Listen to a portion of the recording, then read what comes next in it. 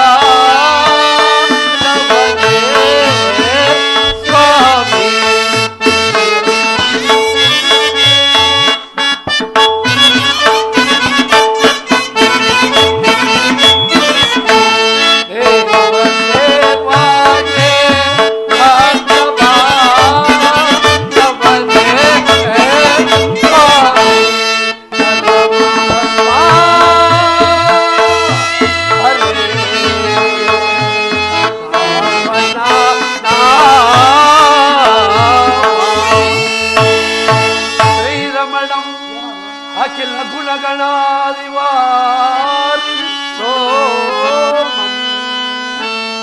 ಸಮಸ್ತ ಜಗದಾನಂದಂ ಈ ವಾರಿದಾತ ಈ ದಾರುಣೆಯೋಳ್ ನಿನಗೆ ನಾ ಸಮದೇ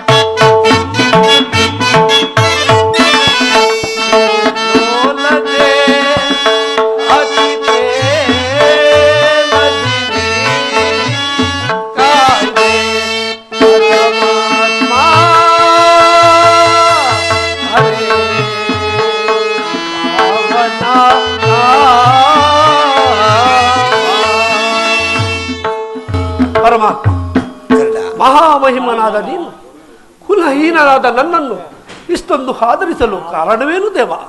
ಕರ್ಣ, ಕುಲಹೀನನಲ್ಲಿ ಕಂಡುಬರುವ ಗುಣಲಕ್ಷಣಗಳು ನಿನ್ನಲ್ಲಿ ಕಂಡುಬರುವೆ.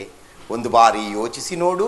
ಪರಮಾತ್ಮ, ನಾನೆಂತಿದ್ದರೂ ಓರ್ವ ಸೂತನೆಂಬ ವಿಚಾರವು ಈ ಪ್ರಪಂಚವೇ ಮರೆಯುವಂತಿಲ್ಲ ದೇವ. ನನ್ನ ನುಡಿಯ ಸಂತೋಷದಿ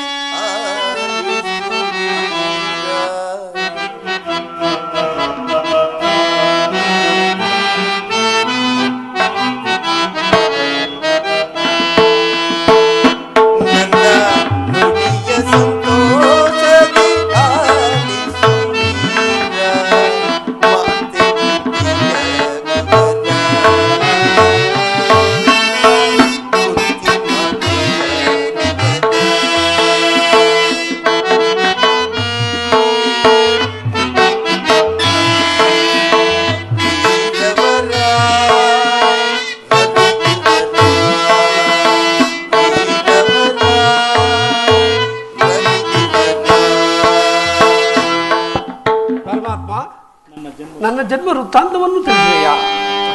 ನಿನ್ನ ಜನನ ಕರ್ಣದ್ವಾರ ಬೆಳೆದು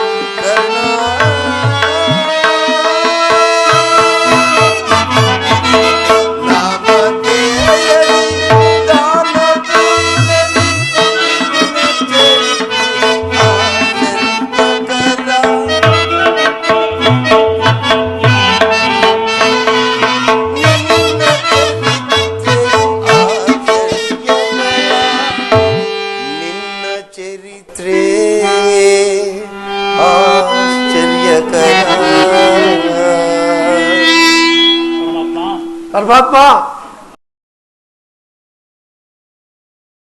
ಈ ಪ್ರಪಂಚವೆಲ್ಲವೂ ನನ್ನನ್ನು ಸೂತನೆಂದು ಹೀನನೆಂದು ಕರೆಯುವರಲ್ಲ.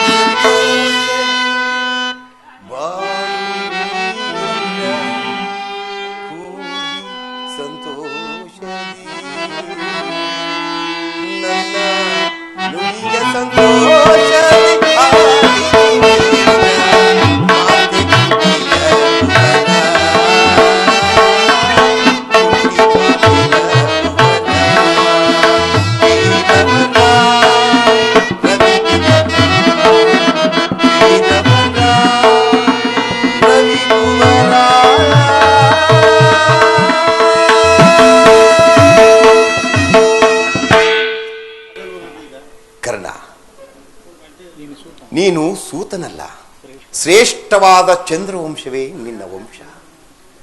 ಕುಂತಿ ದೇವಿಯೇ ನಿನ್ನ ಎತ್ತ ತಾಯಿ.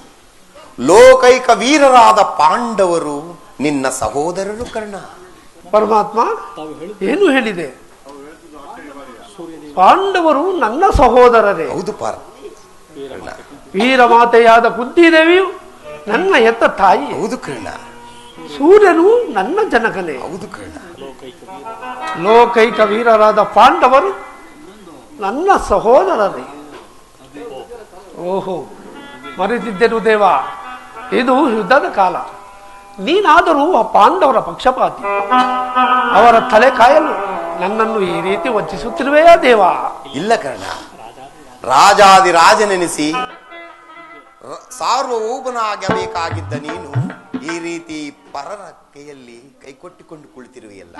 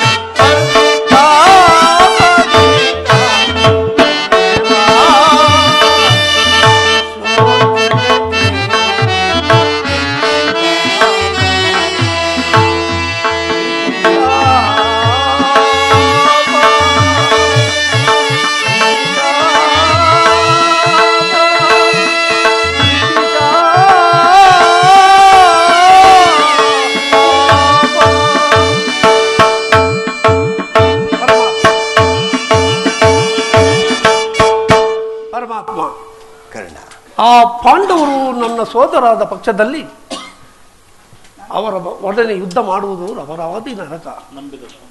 ನಂಬಿದ ಸ್ವಾಮಿಯನ್ನು ದ್ರೋಹ ಮಾಡುವುದೆಂತು ಬೇಡ ಪರಮಾತ್ಮ. ಸಮರ ಮಹೋತ್ಸವದಲ್ಲಿ ಉತ್ಸಾಹವಂತನಾದ ನನಗೆ ಇಂತಹ ಉಭಯ ಸಂಕಟವನ್ನು ತಂದೊಡ್ಡ ಬೇಡ ದೇವ. ನನ್ನ ಮಾತನ್ನು ಸತ್ಯವೆಂದು ನೆಂಬು ಕರ್ಣ. ಸತ್ಯವೆಂದು ನಂಬಲು ಸಹಜವಾದ ಆಧಾರಗಳೇನು ದೇವ? ಏಕೆ ಇಲ್ಲ ಕರ್ಣ. ನಿನ್ನ ತಾಯಿಯು ಕನ್ನಿಕಾವಸ್ಥೆಯಲ್ಲಿದ್ದಾಗ ದೂರ್ವಾಸ ಮುನಿಗಳಿಂದ 5 ಮಂತ್ರಗಳನ್ನು ವರವಾಗಿ ಪಡೆದಿದ್ದಳು. ಬುದ್ಧಿ ಚಾಪಲ್ಯದಿಂದ ಆ ಮಂತ್ರಗಳು ಫಲಿಸುವುದೋ ಇಲ್ಲವೆಂದು ಮೊದಲನೇ ಮಂತ್ರವಾದ ಸೂರ್ಯ ಮಂತ್ರವನ್ನು ಜಪಿಸಲು ನೀನು ಜನಿಸಿದೆ. ನಿನ್ನ ತಾಯಿಯು ಲೋಕಾಭಾವದಕ್ಕೆ ಎದರಿ ನಿನ್ನನ್ನು ಗಂಗಾ ನದಿಯಲ್ಲಿ ಹೇಳಿಬಿಟ್ಟಳು ಕರ್ಣ. ಸೂತರು ನಿನ್ನನ್ನು ಸಾಕಿ ಸಲಹಿದರು. ಈಗ ನೀನು ಮಹಾಮಾಂಡಲಿಕನಾಗಿರುವೆ. ಈಗಲೂ ನನ್ನ ಸಂಗಡ ಬಾ. ಕೌರವರನ್ನು ಪಾಂಡವರನ್ನು ನಿನ್ನ ಪಾದದ ಮೇಲೆ ಕೆಡವುವೆ. ಸಮಸ್ತ ಸಾಮಂತ ರಾಜರಿಂದಲೂ ಓಲೈಸಿಕೊಂಡು ಮಣಿಮುಕುಟ ರತ್ನ ಸಿಂಹಾಸನವನ್ನೇರಿ ರಾಜ್ಯಭಾರ ಮಾಡುವಂತೆ ಬಾಕರ್ಣ. ಪರಮಾತ್ಮ, ಆ ಪಾಂಡವರು ನನ್ನನ್ನು ನೋಡಿದಾಗಲೆಲ್ಲ ಏ ಸೂತ ಕುಲದವ, ಈಗ ಕುಲದವ ಎಂದು ಹೀಯಾಳಿಸುತ್ತಿರುವರಲ್ಲ. ನಾನಿಂಥವನೆಂದು ಅವರಿಗೆ ತಿಳಿಯದೇ ಪರಮಾತ್ಮ. ತಿಳಿಯದು ಕರ್ಣ. ಆದರೆ ನಿನ್ನ ಎತ್ತ ತಾಯಿಯಾದ ಕುಂತಿದೇವಿಯು ದೇವ, ಆ ಕರ್ಣನ್ಯಾರು? ಆತನನ್ನು ನೋಡಿದಾಗಲೆಲ್ಲ ನನ್ನ ಮನದಲ್ಲಿ ಒಂದು ರೀತಿ ಮರುಕ ಉಂಟಾಗುವುದಲ್ಲ ಎಂದು ಪದೇ ಪದೇ ಕೇಳುತ್ತಿದ್ದಳು. ಈಗ ತಾನೇ ನಿನ್ನ ಜನ್ಮ ವೃತ್ತಾಂತವನ್ನು ಆಕೆಗೆ ತಿಳಿಸಿ ಬಂದಿರುವೆನು. ನಿನ್ನನ್ನು ನೋಡಲು ಅತಿ ಕಾತುರದಿಂದ ಗಂಗಾ ತೀರಕ್ಕೆ ಬರುವಳು. ಆಕೆಯ ಮನಸ್ಸನ್ನು ನೋಯಿಸಬೇಡ, ಸಂತೋಷಪಡಿಸು ಕರ್ಣ. ಆಗಬಹುದು ಪರಮಾತ್ಮ. ಕರ್ಣ, ನಾನು ಬಂದು ಬಹಳ ಸಮಯವಾಯಿತು. ನಾನಿನ್ನು ಬರಲೇ? ಆಗಬಹುದು ಪರಮಾತ್ಮ.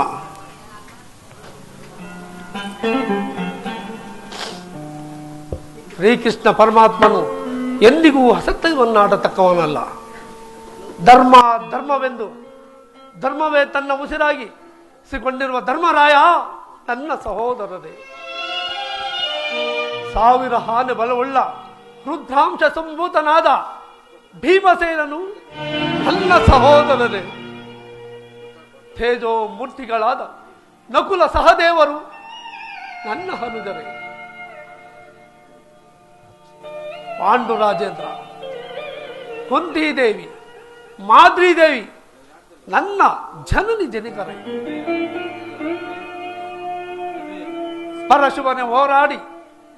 ಪರಶುವನೊಡನೆ ಸರಿಸಮಾನವಾಗಿ ಹೋರಾಡಿ ಪಾಶುಪತಾಸ್ತ್ರವನ್ನು ಪಡೆದು ಪಾರ್ಥ, ಫಲ್ಗುಣ, ಕಿರೀಟಿ, ಗಾಂಡೀವಿ ಎಂಬ ದಶನಾಮಾಂತಿಗಳಿಂದ ಕೂಡಿ 10 ದಿಕ್ಕುಗಳಲ್ಲಿಯೂ ಕೀರ್ತಿ ಜಗಂತ ಜ್ಯೋತಿಯನ್ನು ಒಳಗಿಸಿ ಯಾರೊಡನೆ ಯುದ್ಧಕ್ಕೆ ನಿಂತರೂ ಅಪಜಯವೇ ಕಾಣದ ಆ ನನ್ನ ಪರಮ ವೈರಿಯಾದ ಅರ್ಜುನನು ನನ್ನ ಸಹೋದರರೇ. ಅರ್ಜುನ, ಈ ಯುದ್ಧದಲ್ಲಿ ನಿನ್ನನ್ನು ಕೊಲ್ಲುವೆನೆಂದು ಶಪಥ ಮಾಡಿದೆನಲ್ಲೋ. ನಿನ್ನೀ ಶಿರಸ್ಸು ಈ ಭೂಮಿಯ ಮೇಲೆ ಬಿದ್ದು ಹೊರಲಾದು ಈ ಕುರುಕ್ಷೇತ್ರದ ಯುದ್ಧದ ರಕ್ತದ ಕೋಡಿಯಲ್ಲಿ ಕೊಚ್ಚಿಕೊಂಡು ಹೋಗುವುದನ್ನು ಈ ಪಾಪಿ ಕಣ್ಣುಗಳಿಂದ ಹೇಗೆ ತಾನೇ ನೋಡಲು, ಹೇಗೆ ತಾನೇ ನೋಡಿ ಸಹಿಸಲು? ಯಾವ ಜನ್ಮದ ಪೂರ್ವ ಪಾಪದ ಫಲೋ ಪಾಪಕ್ಕೆ ಸಿಲುಕಿ ಸೂತನೆಂಬ ಆವೃತಕ್ಕೆ ಸಿಲುಕಿ ಚಿಕ್ಕದಾದ ದೇಹಕ್ಕೆ ಅಪಾರವಾದ ಬೆಂಕಿಯನ್ನು ತುಂಬಿಕೊಳ್ಳಲು ಸಾಧ್ಯವೇ? ಇದುವರೆಗೂ ಒಂದು ವರ್ಗದವರಾರೆಂದು ತಿಳಿಯದ ನನಗೆ ಈಗ ಇಂಥವರೇ ನನ್ನ ಒಂದು ವರ್ಗದವರೆಂದು ತಿಳಿದ ಮೇಲೆ ಎಂತಹ ಸಂಕಟ ಪ್ರಾಪ್ತವಾಯಿತು. ಅಯ್ಯೋ ಪಾಪಿಕರ್ಣ, ಪಾಂಡುಕುಮಾರರನ್ನೇ ಕೊಲ್ಲಲು ಹೊರಟಿರುವೆಯ? ಕೊಲ್ಲಲೇ ಪಾಂಡುಕುಮಾರನ ಕೊಲ್ಲಲೇ ಕೊಲ್ಲಲೇ ಪಾಂಡುಕುಮಾರನ ಕೊಲ್ಲಲೇ ಕೊಲ್ಲಲೇ ದುರದೋ ಅಣ್ಣ ತಮ್ಮಂದಿರನ ಕೊಲ್ಲುವುದೇ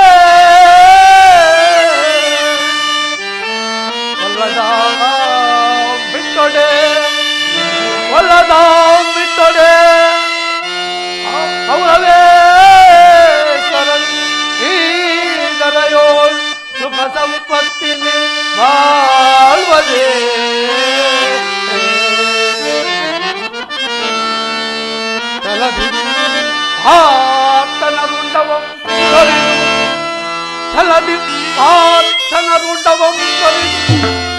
ಸ್ವಾಮಿಗೆ ಮಮ ಸ್ವಾಮಿಗೆ ಆನಂದವನ್ನುಳಿಸಲಾಗದೆ ಆತನ ಘೋರ ಶರಗೆ ನಾ ತುತ್ತಾಗಲೇ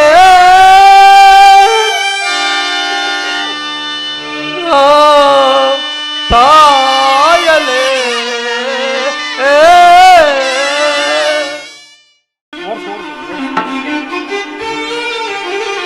ಐವರ ಕಾಂತೆ ಎನಿಸಿರೆ ಚಿಂತೆ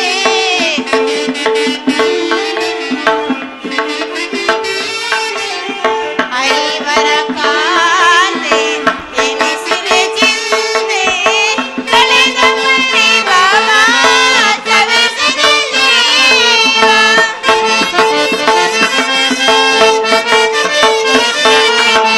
ಕಳೆದ ಮನೆ ಬಾಬಾ ಸವೆಸಿದ ಜೀವ ಸಾಧೇಶ ದುಡುತ್ತಿರವಿ ಬಾಬಾ ಸಾಧೇಶ ದುಡುತ್ತಿರವಿ ಬಾಬಾ ಜ್ವಲಿಸುವುದನ ವರನ ನಿಧಾನ ಕಲುಷಿತ ಮನದ ವ್ಯಾಕುಲ ಭಾವ ಜ್ವಲಿಸುವುದನ ವರನ ಜ್ವಲಿಸುವುದನ ವರನ ಜ್ವಲಿಸುವುದನ ವರನ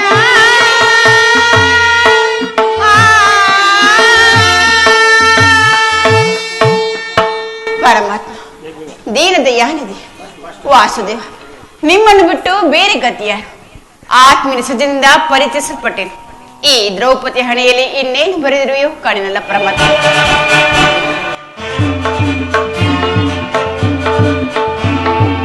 ದೇವಿ ಪಾಂಚಾಲಿ ಇವಳೇಕೆ ಈ ರೀತಿ ಚಿಂತಾಮಗ್ನಳಾಗಿರುವಳು? ಕಾಂತೆ ಶಾಂತೆ ವರದೀರಳಾಗಿ ವರ ಪತ್ನಿಯಾಗಿ ಮರಗುವೆ ಮೇಲೆ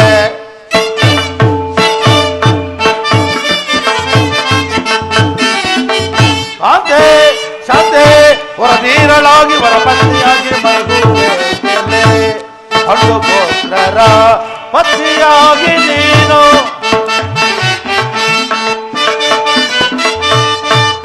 ಪುತ್ರರ ಪತ್ನಿಯಾಗಿ ನೀನು ಚಂಡ ಚಿಂತೆಯಿಂದ ಕಡುಕೋಪದಿಂದ ಕಡುಮೌನವೆಗೆ ಕೋಮಲಾಗಿಯೇ ಕಡುಕೋಪದಿಂದ ಕಡುಮೌನವೆಗೆ ಕೋಮಲಾಗಿಯೇ ಕಾಂತೆ ಸಾತೆ ವರದೀರಳಾಗಿ ವರ ಪತ್ನಿಯಾಗಿ ಮರಗುವೆ ಗೆಲೆ ಪಾಂಚಾಲಿ ಏಕೆ ನಿಷ್ಕಾರಣವಾಗಿ ಅಳುತ್ತಿರುವಲ್ಲ ಕಾರಣವೇನು? ನಾನು ನಿಷ್ಕಾರಣವಾಗಿ ಅಳುತ್ತಿಲ್ಲ ಪ್ರಭು. ಈ ಪಾಂಚಲ ಅಳುವಿಗೆ ಒಂದಲ್ಲ 16 ಕಾರಣಗಳು. ನೀವು ಪುರುಷರು, ನಿಮ್ಮನ್ನು ಯಾರು ಅಪಮಾನ ಮಾಡಿದರೆ ನೀವೇ ಅವರ ಪ್ರತಿಕಾರವನ್ನು ತಿಳಿಸುವಿರಿ. ಆದರೆ ಸ್ತ್ರೀಯರ ವಿಚಾರವಾಗಲ್ಲ. ಅನ್ನ ವಸ್ತ್ರಗಳಿಗಾಗಿ ಅವರು ಪರಾಶನ ಪಡೆಯಲೇಬೇಕು. ಆತ್ಮ ರಕ್ಷಣೆಗಾಗಿ ಅನ್ಯಸ ಇರಲೇಬೇಕು. ಹೇ ಪರಮೇಶ್ವರ, ಹೇ ಪರಮೇಶ್ವರ, ಇಂತಹ ಅಪರಾಧಿನ ಸ್ತ್ರೀ ಜಾತಿನ ಏಕೆ ಸೃಷ್ಟಿಸಿದೆ? ಹಳಬೇಡ ಪಾಂಚಾಲಿ, ಹಳಬೇಡ. ಸ್ತ್ರೀಯರ ಪರಾಧೀನತೆಯು ನಮ್ಮ ಸಮಾಜದ ನೇಮ, ಭಗವತ್ ಸ್ವರೂಪಿಗಳಾದ ಋಷಿಮುನಿಗಳ ಆಜ್ಞೆ. ಏನು? ಕೈ ಹಿಡಿದ ಪತ್ನಿಯನ್ನು ದುಃಖದಲ್ಲಿ ಪಣಮರ್ಚಿಸಲು ಆ ನಿಮ್ಮ ಆಜಮನಲ್ಲವೇ? ಪತಿಗಳು ತಪಸ್ಸು ಮಾಡಿ ಪಡೆಯಬೇಕು ನಿಮ್ಮಂತಹ ಪತಿಗಳನ್ನು. ಅಣ್ಣನ ಒಂದು ದಿನದ ಅವಿವೇಕತನದಿಂದ ಸಾಯುವವರೆಗೂ ಈ ನಿಂದನೆಯನ್ನು ಬಿಟ್ಟಿದ್ದಲ್ಲ ಪಾಂಚಾಲಿ. ಅಣ್ಣನ ಅಪರಾಧಗಳನ್ನು ಮನ್ನಿಸು ಎಂದು ನಾನು ನಿನ್ನಲ್ಲಿ ಎಷ್ಟೋ ಬಾರಿ ಬೇಡಿಕೊಳ್ಳಲವೇ? ಆದದ್ದು ಹಾಗೆ ಹೋಯಿತು, ಅದನ್ನು ಮರೆತು ಬಿಡು. ಈ ದಿನ ನೀನೇಕೆ ಹೀಗಾಗಿರುವೆ ಅದನ್ನು ತಿಳಿಸಬಾರದೆ? ತಿಳಿಸುವೆನು ಸ್ವಾಮಿ, ಆದರೆ ಅದರಿಂದ ಪ್ರಯೋಜನವಾದರೂ ಏನು? ಎಷ್ಟೇ ಆಗಲಿ ನೀವು ನಿಮ್ಮಣ್ಣನ ಆಜ್ಞಾಧಾರಕರಲ್ಲವೇ? ಅದು ಅಂದಿನ ಮಾತು. ಈಗ ನಾನು ಯಾರ ಆಜ್ಞಾಧಾರಕನಲ್ಲ. ಹಾಗಾದರೆ ಕೇಳಿ ಪ್ರಿಯ, ಈ ದಿನ ನಾನು ಹಸ್ತಿನಮ್ಮೆ ದೇವಿ ಮಂದಿರಕ್ಕೆ ಹೋಗಿದ್ದೇನೆ. ಅಲ್ಲಿಗೆ ಆ ದುರ್ಯೋಧನ ಪತ್ನಿ ಭಾನುಮತಿ ಸಹ ಬಂದಿದ್ದಳು ಸ್ವಾಮಿ. ಆಕೆ ಈ ನನ್ನ ಘೋರ ರೂಪವನ್ನು ನೋಡಿ ನಕ್ಕಳು ಪ್ರಿಯ, ನಕ್ಕು. ನಿನ್ನ ಪತಿಗಳು ವಾಸಕ್ಕೆ ದುರ್ಹಮನ್ನು ಬಿಡಲು ದ್ಯೂತರನ್ನು ಸಂಧಿಗಾಗಿ ಕಳುಹಿಸಿರಲು ಇನ್ನೇನು ಸಂಧಿಯಾಗುವುದಷ್ಟೇ ಬಾಕಿ. ಈಗಲಾದರೂ ಈ ನಿನ್ನ ಬಿಚ್ಚಿದ ಮುಡಿಯನ್ನು ಮುಡಿಗುಟ್ಟುವೆ ಅಷ್ಟೇ ಎಂದು ಹೇಳಿ ಹಾಸ್ಯ ಮಾಡಿ ನಕ್ಕಳ ಸ್ವಾಮಿ ಅಪ್ಪ, ಹಾಸ್ಯ ಮಾಡಿ. ಏನು ಆ ದುರ್ಯೋಧನ ಪುನಃ ಸಂಧಿಯ ಪ್ರಸ್ತಾಪವೇ? ನನ್ನ ಸಂದೇಹವು ನಿಶ್ಚಯವಾಯಿತು. ಯಾರು ಯಾರು ಆ ಕಾರ್ಯಕ್ಕೆ ಕೊಟ್ಟವರು? ಮತ್ತಿನ್ನಾರು ಸ್ವಾಮಿ, ನಮ್ಮಣ್ಣನಾದ ಶ್ರೀಕೃಷ್ಣ ಪರಮಾತ್ಮನಲ್ಲವೇ? ಗೋಪಿಕಾಂಗನ ವಿಲಾಸ ಭ್ರಮಗಳಲ್ಲಿ ಮಗ್ನನಾದ ಯದುಪತಿಯು ಯುದ್ಧವನ್ನು ಮರೆಯುವುದು ಸಹಜ. ಅರ್ಜುನನು ದ್ವಾರದಿಂದ ಹಿಂದಿರುಗಿದಾಗಲೇ ಹೀಗಾಗಬಹುದೆಂದು ತಿಳಿದಿದ್ದೆನು. ಅದಿರಲಿ, ಆ ಭಾನುಮತಿಗೆ ನೀನು ಏನೆಂದು ಉತ್ತರ ಕೊಟ್ಟೆ? ಪ್ರಿಯ, ಎಷ್ಟೇ ಆಗಲಿ ನಾನು ನಿಮ್ಮ ಪತ್ನಿಯಲ್ಲವೇ? ಪ್ರಶ್ನೆಗೆ ಸರಿಯಾದ ಉತ್ತರವನ್ನೇ ಕೊಟ್ಟಿರುವೆನು. ಏನೆಂದು? ನಿನ್ನ ಕಟ್ಟಿದ ಮುಡಿಯು ಬಿಚ್ಚುವರೆಗೂ ಈ ನನ್ನ ಬಿಚ್ಚು ಮುಡಿಯನ್ನು ಕಟ್ಟುತ್ತಲೇ ಭಾನುಮತಿ ಎಂದು. ಚಮತ್ಕಾರ ಉತ್ತರವನ್ನೇ ಕೊಟ್ಟಿರುವೆ. ನೀನು ನಮ್ಮೊಡನೆ ನಮ್ಮೊಡನೆ ಜಗಳವಾಡುವುದಲ್ಲೇ ನಿನ್ನ ಚತುರ್ತೆಯನ್ನು ಮುಗಿಸಿದೆ ಎಂದು ತಿಳಿದಿದ್ದೆ. ಆದರೆ ನೀನು ಬಲು ಜಾಣೆ. ಜಾಣೆ ಮೊತ್ತಾಡುವೆನು ಬಾರೆ,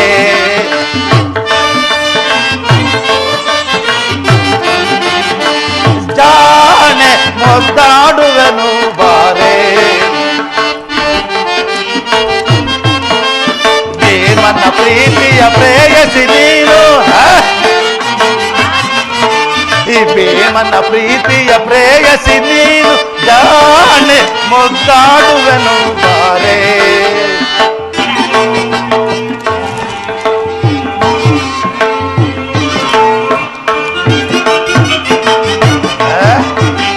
ಕೊಲ್ಲ ಅದಮರ ಕೆನ್ನ ಕುತರಣದೊಳ್,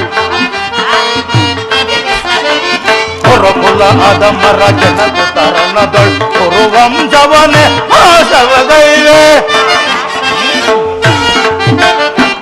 ಕೊಲ್ಲ ಅದಮರ ಕೆನ್ನ ಕುತರಣದೊಳ್, ಕುರುವಂಶವನೆ ನಾಶವಗೈವೆ.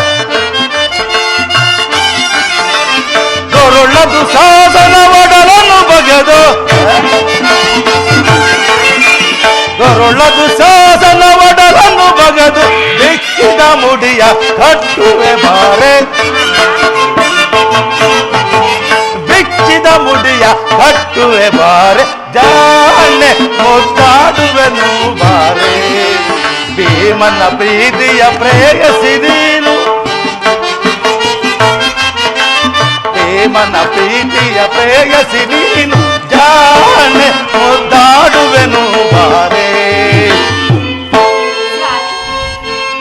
ಸಮಯವಿದೆ ಶೃಂಗಾರಕ್ಕೆ ಭೀಮ. ಪ್ರಾಣೇಶ್ವರ, ಭೀಮ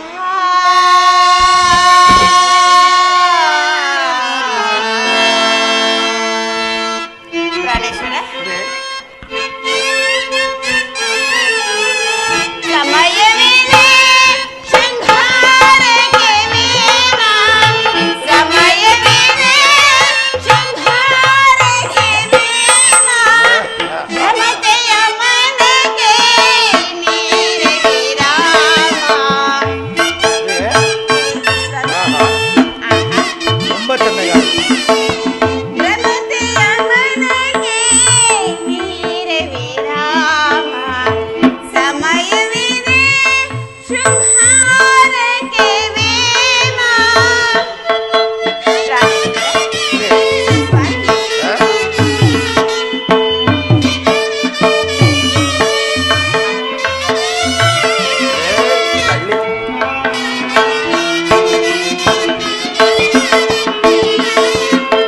ಮನೆ ಮುನಿಸುವ ಮನು ಆಶ ವಿಲಾಸ.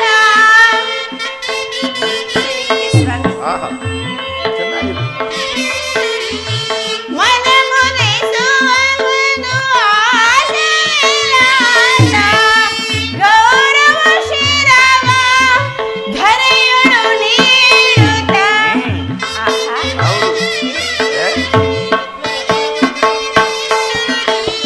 ಗೌರವ ಶಿರವ ಧರೆಯೊಳು ನೀಡುತ್ತ, ಚೆಲ್ಲುತ್ತ ಸೇರುವೆ. ಭೀಮ, ಪ್ರೇಸಿ ಆಗ ಯಾವಾಗ? ಈ ನನ್ನ ಬಿಚ್ಚಿದ ಮುಡಿಯನ್ನು ಕಟ್ಟಿಸಿದಾಗ ಹ್ಮ್ ಚೆಲ್ಲುತ್ತ ಸೇರುವೆ. ಭೀಮಾ, ಪ್ರೇಯಸಿ, ಇನ್ನು ಹಾ? ಸಮಯವಿರುವುದು. ಯಾವಾಗ? ಚೆಲ್ಲುತ್ತ ಸೇರುವೆ ಕಾಂತೆಯ ನೀರು, ಚೆಲ್ಲುತ್ತ ಸೇರುವೆ ಕಾಂತೆಯ ನೀರು. ಸಮಯವಿದೆ ಶೃಂಗಾರಕ್ಕೆ ಭೀಮಾ, ಸಮಯವಿದೆ ಶೃಂಗಾರಕ್ಕೆ ಭೀಮಾ. ಕಳ್ಳಿ ಹೊರಳದು ಶಾಸನ ಒಡಲನ್ನು ಬಗೆದು ಹೋದಕ್ಕೆ ದುರ್ಯೋಧನ ಬಲೆಯನ್ನು ಮೊರೆದು.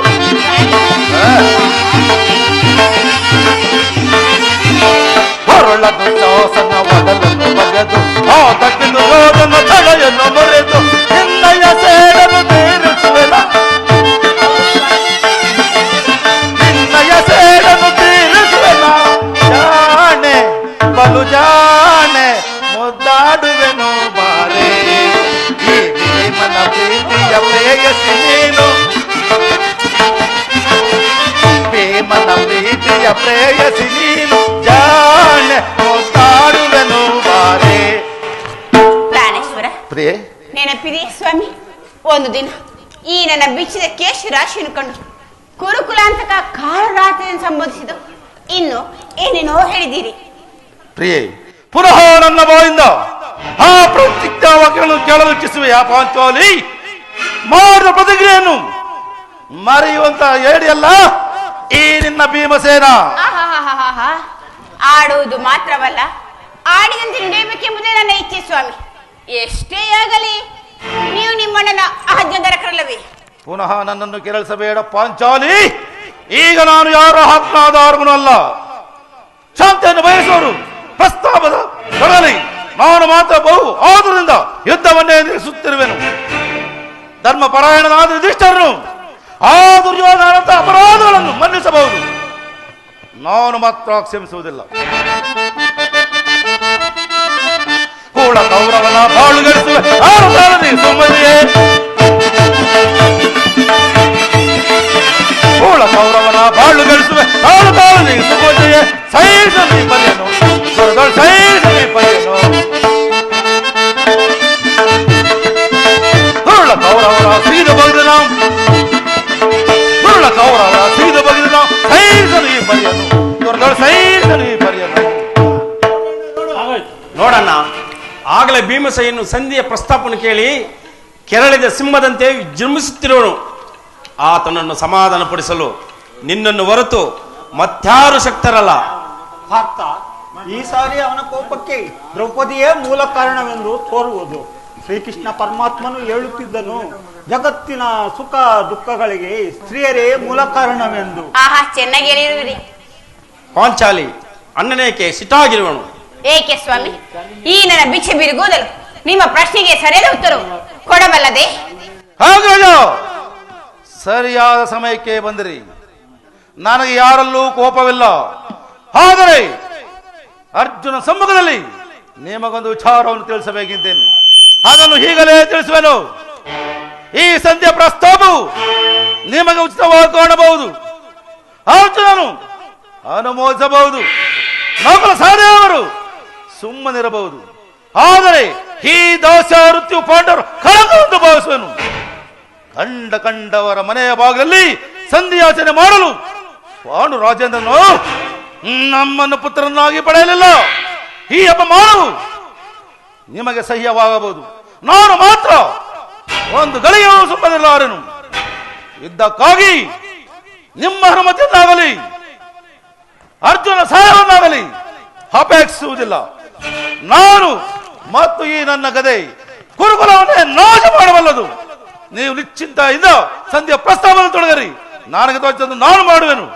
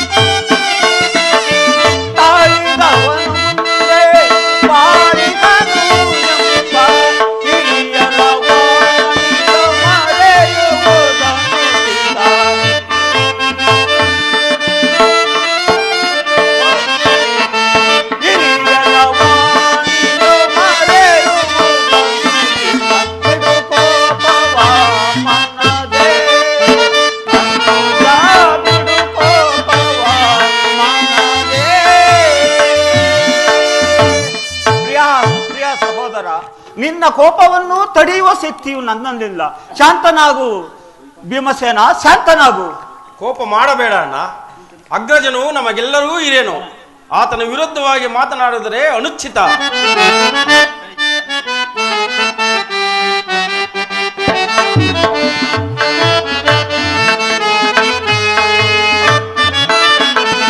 ಮಾನುನಿ ಮನದ ವೇದನೆ ನೀಗಿಸೋ ಸಮಯವಿದೆಂದರಿತೆಯ ತರುಣಿ ಏತಕ್ಕೆ ಈ ದೂಡವೋ. ಮಾನುನಿ ಮನದ ವೇದನೆ ನೀಗಿಸೋ ಸಮಯವಿದೆಂದರಿತೆಯ ತರುಣಿ ಏತಕ್ಕೆ ಈ ದೂಡವೋ. ಪಾಂಚಾಲಿ ಧರ್ಮಜ ನಮ್ಮಯ ನಿರ್ಮಲ ಪ್ರಾತ್ರೋವೋ. ಪಾಂಚಾಲಿ ಧರ್ಮಜ ನಮ್ಮಯ ನಿರ್ಮಲ ಪ್ರಾತ್ರೋವೋ. ಮೀರುವುದನುಚಿತ ಮನದಿ.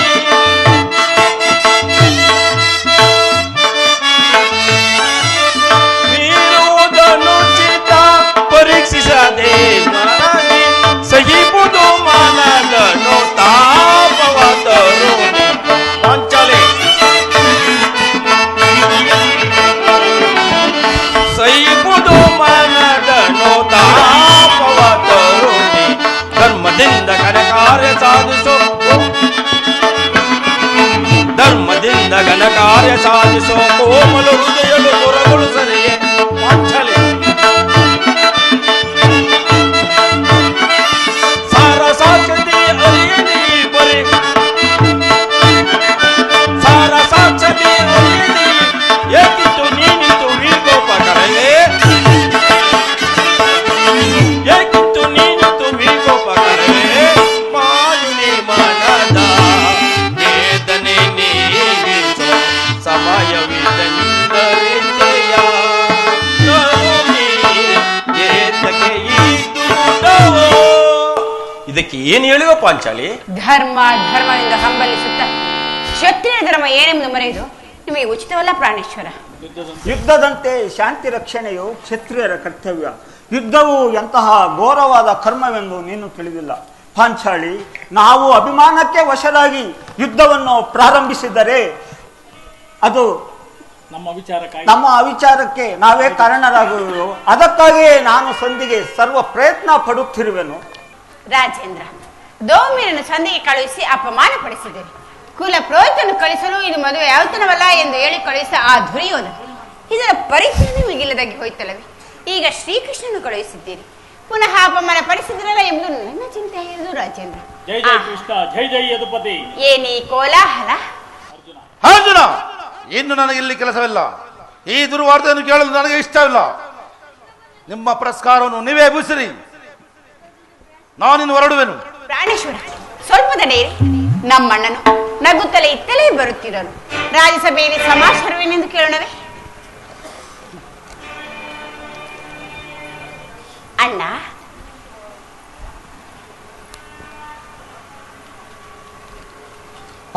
ಪಾಂಡವರ ಪ್ರಣಾಮಗಳನ್ನು ಸ್ವೀಕರಿಸು ದೇವ. ಪಾಂಡುನಂದನರಿಗೆ ಮಂಗಳವಾಗಲಿ. ಅಣ್ಣ, ನಿನ್ನ ತಂಗಿಯ ಒಂದನ್ನು ಸ್ವೀಕರಿಸು. ಹೋದ ಕಾರ್ಯವು ಏನಾಯಿತು? ಓದವನಾರು ಈ ಕೃಷ್ಣನಲ್ಲವೇ? ಅಂದರೆ ಎಲ್ಲವೂ ಸಮರ್ಪಕವಾಗಿ ಸಂಧಿಯ ವಿಚಾರವೂ ನಡೆಯಿತು. ಇನ್ನು ನಾನು ಇಲ್ಲಿರಲು ಸಾಧ್ಯವಿಲ್ಲ. ನಾನು ನೋಡೋನು, ಅವರ ಇಚ್ಛೆ ಅಂತ ಅವ್ರು ನಡೆಯಲಿ, ನನಗೆ ತೋರಿಸ ನಾನು ಮಾಡುವೆನು. ಸ್ವಲ್ಪ ತಡೆಯಿರಿ, ನಮ್ಮಣ್ಣನ ಮಾತು ಮುಗಿಯಲಿ. ನಿಮ್ಮಣ್ಣನ ಮಾತು ಮುಗಿಯುವುದರೊಳಗೆ ನನ್ನ ತಾಳ್ಮೆಯೇ ಮುಗಿದು ಹೋಗುವುದು. ಯದುಪತಿ, ಸಭೆಯಲ್ಲಿ ಏನೇನು ನಡೆಯಿತು? ಎಲ್ಲವೂ ತಕ್ಕ ರೀತಿಯಲ್ಲೇ ನಡೆಯಿತು. ನಾನಿನ್ನು ತಡೆಯಲಾರನು ರುಕ್ಮಿಣೀಪತಿ. ಈ ನಿನ್ನ ಸಮಸ್ಯೆ ಮಾತುಗಳು ನನಗೆ ಬೇಡ. ಅಕ್ಕಜಿನ ಅಪೇಕ್ಷೆಯಂತೆ 5 ಗ್ರಾಮಗಳಿಗೆ ಸಂಧಿ ಆಯಿತೆ. ಸಂಧಿ ನಾನು ಓದದ್ದು ಅದಕ್ಕಾಗಿಯಲ್ಲವೇ ಭೀಮಸೇನ? ಈಗ ತಿಳಿದು ಕೃಷ್ಣ ನಿನ್ನ ಅಭಿಮತ. ಅಜ್ಞಾತ ವಾಸ ನೆಪದಲ್ಲಿ ಅರ್ಜುನ ಕೈಗಳಿಗೆ ಬಳೆಗಳನ್ನು ತೋರಿಸಿದೆ. ಈ ಸಂಧ್ಯಾ ಪ್ರಸ್ತಾಪದಿಂದ ನಮ್ಮೆಲ್ಲರಿಗೂ ಸೀರೆಗಳನ್ನು ಉಡಿಸಲು ಅವಣಿಸುತ್ತಿರುವ ಯಾದವಾಗ್ರಣಿ ಈ ಪಾಂಡುಪುತ್ರ ಮೇಲೆ ನಿನಗೆ ಏಕೆ ಇಷ್ಟೊಂದು ಆಕ್ರೋಶ? ಭೀಮಸೇನ, ನಿನಗೆ ಇಷ್ಟೊಂದು ಅಸಹನೆ ಏಕೆ? ಸ್ವಲ್ಪ ಸಮಾಧಾನದಿಂದ ನನ್ನ ಮಾತನ್ನು ಕೇಳು. ಇದು ನಿನಗೆ ಹೆಚ್ಚಿಗೆ ಸಂಬಂಧಪಟ್ಟಂತಹ ವಿಚಾರ. ಸ್ವಾಭಿಮಾನ ಶೂನ್ಯವಾದ ಸಂಧಾನದೊಡನೆ ಇದಂತಹ ಸಂಬಂಧ ಇರುವುದಯ್ಯ, ಅತ್ಯಂತ ನಿಕಟವಾದ ಸಂಬಂಧವೇ ಇರುವುದು. ಪರಮಾತ್ಮ, ಮುಂದೇನಾಯಿತು? ನಾನು ರಾಜಸಭೆಯಲ್ಲಿ ನಿಮ್ಮ ಸಂದೇಶವನ್ನು ತಿಳಿಸಿದೆನು. ಅವರೆಲ್ಲರೂ ಒಪ್ಪಿದರು. ಯಾರ್ಯಾರು ಒಪ್ಪಿದರು ಅಣ್ಣ? ಭೀಷ್ಮ, ದ್ರೋಣ, ವಿದುರ, ಇನ್ನೂ ಮುಂತಾದವರು. ಆ ದುರ್ಯೋಧನ ಆ ದುರ್ಯೋಧನನು ಸಹ. ಇನ್ನು ನನಗಿಲ್ಲಿ ಕೆಲಸವಿಲ್ಲ. ಈ ದುರ್ವಾರ್ತೆಯನ್ನು ಕೇಳಬೇಕೆಂಬ ಇಚ್ಛೆ ನಿನ್ನದಾಗಿತ್ತು ಕೃಷ್ಣ. ಅದನ್ನು ಸಾಧಿಸಿದೆ, ಚೆನ್ನಾಗಿ ಸಾಧಿಸು. ಸೋದರೇ, ನಿಮ್ಮ ಅಪೌರುಷ ಪುರಸ್ಕಾರ ಭುಜನು ನೀವೇ ಭುಜಿಸಿರಿ. ಅದರಲ್ಲಿ ಈ ಭೀಮಸೇನು ಯಾವ ಭಾವವನ್ನು ಅಪೇಕ್ಷಿಸುವುದಿಲ್ಲ. ಪಾಂಚಾಲಿ, ನೀನು ನಿಶ್ಚಿತಳಾಗಿರು. ಈ ಭೀಮನ ಬದುಕಿದರೆ ನಿನ್ನ ಸೇಡನ್ನು ತಿಳಿಸುವೆನು. ಇಲ್ಲಯ್ಯ, ನೀನು ಹಿಡಿಂಬಾಪತಿಯೇ ಸರಿ. ಇಷ್ಟೊಂದು ಕೋಪವಿಲ್ಲದಿದ್ದರೆ ಆ ರಕ್ಕಸಿಯನ್ನು ಆಳುವುದಾದರೂ ಹೇಗೆ? ಸ್ವಲ್ಪ ಸಮಾಧಾನದಿಂದ ನನ್ನ ಮಾತನ್ನು ಕೇಳು. ಸುಮ್ಮನೆ ನನ್ನನ್ನು ಕಾಡಬೇಡ ಕೃಷ್ಣ. ಈ ಸಂಧಿ ವಿಚಾರ ನನಗೊಪ್ಪದು ಒಪ್ಪದು ಒಪ್ಪದು. ನಿನಗೆ ಒಪ್ಪುವಂತಹ ವಿಚಾರ ಹೊಂದಿರುವುದು ಭೀಮಸೇನ. ಏನು ಕೃಷ್ಣ ಅದು? ಆ ದುರ್ಯೋಧನನು ನಿನಗೆ ಒಂದು ಸಂದೇಶವನ್ನು ಕಳುಹಿಸಿರುವನು. ದುರ್ಯೋಧನ ಸಂದೇಶ? ಹಾಗಾದರೆ ಅದು ಸಂಧಿಯಾಗಿರಲಾರದು. ಹೇಳು ಕೃಷ್ಣ, ಹೇಳು, ಏನು ವಿಚಾರ? ಅದನ್ನು ಕೇಳುವ ಇಷ್ಟ ಇದ್ದರೆ ನೀನು ನನ್ನ ಮುಂದೆ ಕೈಕಟ್ಟಿಕೊಂಡು ಕುಳಿತುಕೊಳ್ಳಬೇಕು. ಇಲ್ಲ ಇಲ್ಲ, ನಿಂತಲ್ಲೇ ಹೇಳಿಬಿಡು. ಇಲ್ಲವಯ್ಯ, ನೀನು ಕೈಕಟ್ಟಿಕೊಂಡು ಕುಳಿತುಕೊಳ್ಳದ ಹೊರತು ನಾನು ಹೇಳುವುದಿಲ್ಲ. ಏನು ಕೃಷ್ಣ ಈ ಪರ್ಯಾಸ್ಯ? ಇದು ಪರ್ಯಾಸ್ಯವಲ್ಲ ಭೀಮಸೇನ. ನಿನ್ನನ್ನು ಕಂಡರೆ ನನಗಷ್ಟೊಂದು ಭಯ. ನಿನ್ನ ಗದೆಯನ್ನು ಸ್ವಲ್ಪ ಕಾಲ ಬದಿಯಲ್ಲಿಟ್ಟು ನನ್ನ ಪಾರ್ಶ್ವದಲ್ಲಿ ಕುಳಿತುಕೋ. ಆಗ ನಿನಗೆ ಆ ಸಂದೇಶವನ್ನು ತಿಳಿಸುವೆನು. ಇದೋ ನೀನು ಹೇಳಿದ ಹಾಗೆ ಗದೆಯನ್ನು ಕೊಡುವೆನು. ಭೀಮಸೇನ, ಸಂದೇಶ. ಧನುಂಜಯ,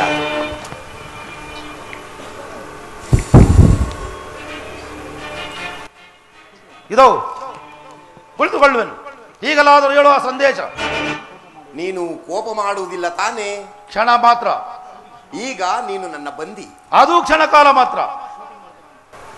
ಯಾಜ್ಞಸೇನಿ, ನೀನು ನಾನು ಹೇಳಿದಂತೆ ಮಾಡಬೇಕು ಕಂಡೆಯ. ಅಣ್ಣ, ಎಂದಾದರೂ ನಿಮ್ಮ ಮಾತನ್ನು ಮೀರಿರುವೇನೆ? ಹಾಗಾದರೆ ತೆಗೆದುಕೋ ಈ ಹಗ್ಗವನ್ನು. ಇದರಿಂದ ನಿನ್ನ ಪತಿಯ ಕರಗಳನ್ನು ಬಂಧಿಸು. ಅಣ್ಣ, ಇದೇನು ಪರಿಹಾಸ್ಯವೇ? ಇದು ಪರಿಹಾಸ್ಯವಲ್ಲ ತಂಗಿ. ಶತ್ರುಗಳ ಎಡೆಮುಡಿ ಕಟ್ಟುವುದರಲ್ಲಿ ನೀನು ಮಹಾಪಂಡಿತೆಯಂತೆ. ಅದರಂತೆ ನಿನ್ನ ಪತಿಯ ಕರಗಳನ್ನು ಬಂಧಿಸಲು ಬರುವುದೋ ಇಲ್ಲವೆಂದು ನೋಡೋಣ. ಪಾಂಚಾಲಿ, ಕೃಷ್ಣನು ಹೇಳಿದ ಹಾಗೆ ನನ್ನ ಕೈಗಳನ್ನು ಬಂಧಿಸು.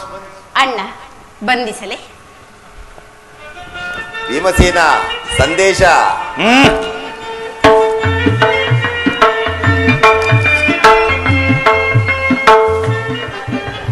ಅಣ್ಣ,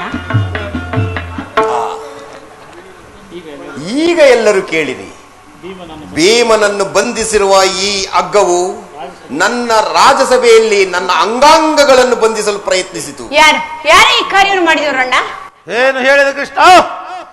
ಈ ಹಗ್ಗದ ನಿನ್ನನ್ನು ಬಂಧಿಸಲೆತ್ತಿಸಿದರೆ ಯಾರು ಆ ದುರಾತ್ಮರು? ಮತ್ತಿನ್ಯಾರು? ದುರಾಭಿಮಾನಿಯಾದ ದುರ್ಯೋಧನನು ಆಜ್ಞೆ ಮಾಡಿದನು. ದುರಾಚಾರಿಯಾದ ದುಶ್ಯಾಸನನು ಈ ಸಾಹಸ ಮಾಡಲು ಯತ್ನಿಸಿದನು. ಅವರಿಗಲ್ಲದೆ ಮತ್ತಿನ್ಯಾರಿಗೆ ಸಾಧ್ಯ? ಪಾಂಚಾಲಿ, ನನ್ನ ಕೈಗಳನ್ನು ಬಿಟ್ಟು ಈ ನೀಚ ಕೃತ್ಯದಿಂದ ಆ ದುರಾಭಿಮಾನ ಶಿಖರವನ್ನು ಮುಟ್ಟಿತು. ನಮ್ಮ ಪ್ರಿಯ ಬಂಧುವಾದ ಯಾದವಾಗಣಿಯನ್ನು ಇಂತಹ ನೀಚ ಕೆಲಸದಿಂದ ಬಂಧಿಸಲೆತ್ತಿಸದೆ ಆ ದುರಾತ್ಮನು ಎಲ್ಲಿ ಹಾಕೂಡ ನಮ್ಮ ಕುಂದಿ ಅಗ್ರಜ ಧನಂಜಯ, ಇದಕ್ಕೆ ನಿಮ್ಮ ಉತ್ತರವೇನು? ಇಷ್ಟು ಮಾತ್ರವಲ್ಲ, ಆ ದುರ್ಯೋಧನನು ನಿಮ್ಮ ಸಂಧಿಗೆ ಕೊಟ್ಟ ಉತ್ತರವನ್ನು ಕೇಳಿ.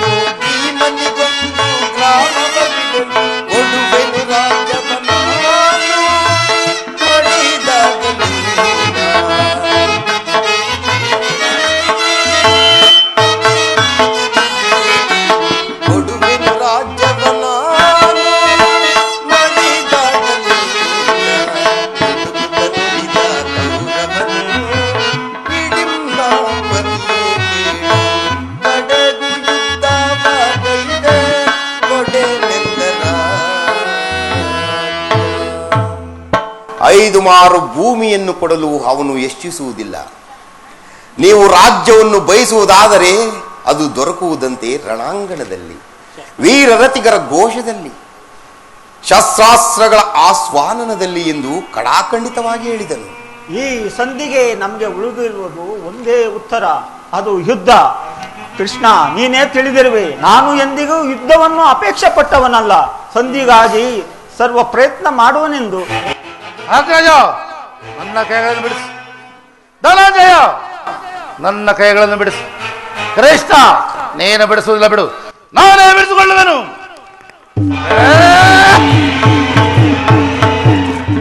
ಎಲ್ಲಿ ನನ್ನ ಗದೆ? ಈಗ ಎಲ್ಲರೂ ಕೇಳಿರಿ ಈ ಭೀಮನ ಪ್ರತಿಕ್ರಿಯೆಯನ್ನು. ಮೋಡ ನಡುವೆ ನಡುವೆ ಚದುರಲಿ, ಈ ಭೂಯು ಗಡಿಗೆ ಗಡಿಗೆ ಸಪ್ತ ಕರೆಯರೆ.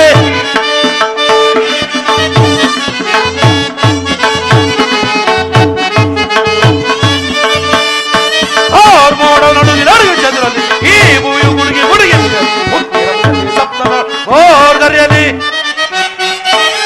ಪುರವರ ಶಿರವನ್ನು ಕಡೆಯಲು ಬಿಡಲ, ಪುರವರ ಶಿರವನ್ನು ಕಡೆಯಲು ಬಿಡಲ. ಹರದಿಗಂತದಲ್ಲಿ ಕೊಳ್ಳಗಿದ ವಿಜಯವ, ಹರದಿಗಂತದಲ್ಲಿ ಕೊಳ್ಳಗಿದ ವಿಜಯ. ಗುರುಕುಲವ ಕಡಿದಿಡುವೆ, ಗುರುಕುಲವ ಕಡಿದಿಡುವೆ. ಹರಿಬಿರುವಿದಲಿ, ಹರಿಬರಿವಿದಲಿ, ಅವ್ರ ಮೋಡ ನಡುಗೆ ನಡುಗೆ ಚಂದ್ರಲ್ಲಿ, ಈ ಭೂಯು ಗುಡುಗಿ ಗುಡುಗಿ ಗುಡಿಯಲಿ. ಸಪ್ತ ಓಡಲಿ. ಈಗ ಕೇಳಿರಿ ಈ ಭೀಮನ ಪ್ರತಿಕ್ರಿಯೆಯನ್ನು. ಆಕಾಶವೇ ದರಿಗಿಳಿದು ಬರಲಿ, ಈ ಭೂಮಿಯ ಬಿರುದಿರಲಿ, ಗ್ರಹ ತಾರೆಗಳೇ ಒಂದಕ್ಕೊಂದು ಬಳೆಯಲಿ, ಸೂರ್ಯಚಂದ್ರ ಹಿಂದೆ ಮುಂದಾಗಲಿ, ಸಪ್ತಸಗಳೇ ಕೋಚವಾಗಲಿ.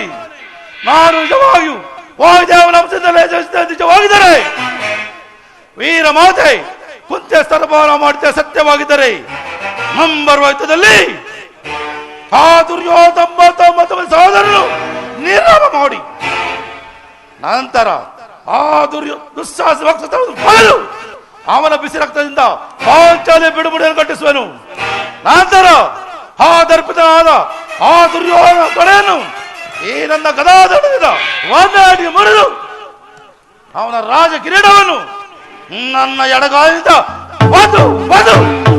ಪುಡಿ ಪುಡಿ ಮಾಡದೆ ಹೋದರೆ ನನಗೆ ಅತಿ ಭಯಂಕರವಾದ ನರಕವೇ ಪ್ರಾಪ್ತಿಯಾಗಲಿ. ಕೃಷ್ಣ, ಇದಕ್ಕಿಂತ ಪಾದವೇ ಸಾಕ್ಷಿ.